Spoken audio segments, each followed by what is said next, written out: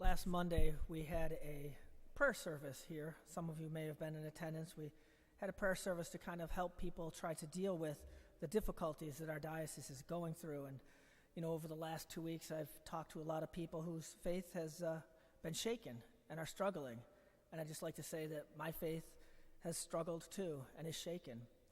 And as I was sitting there at the prayer service, just thinking about things, listening to them pray the Divine Mercy and then the Rosary, a story from my childhood came to me, and I thought that I would share it with you today.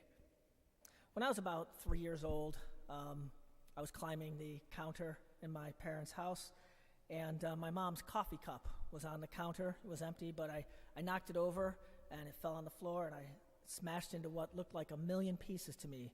For a 3-year-old, that probably wasn't as many as a million, but it looked like a big mess. And my first thought was, run. I've got 2 brothers, and they'll take the blame. That really felt like a good instinct. I probably should have done that.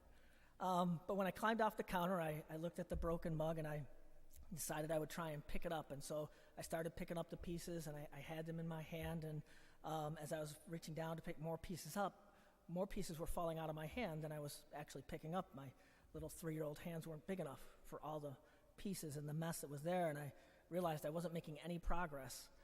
And so, again, I thought, let's just drop everything and run. But just as I was planning to do that, my mother walked into the kitchen, and she just stood there with her hands on her hip and looked at me, and I looked up at her with the saddest eyes a 3-year-old could muster, my lip trembling, and started to say how sorry I was that I broke her mug.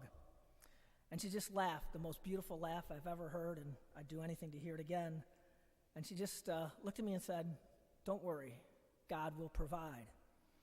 And she patted me on the head and walked past me, reached up to the cupboard, opened it, took out a mug that looked exactly like her favorite mug and pointed it on the counter and said, "Look, God has provided." And then she helped me clean up the mug. And I tell that story because I think we need to hear that.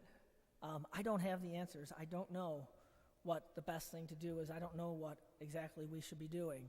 But I know that God will provide. God will provide for us what we need in this difficult time.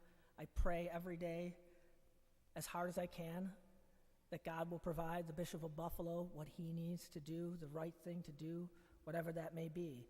And I trust, just as my mother trusted, that God will provide what we need. And I think that's what we need to do today and each day. Continue to pray that God will provide us with whatever it is that we need, whatever that might be.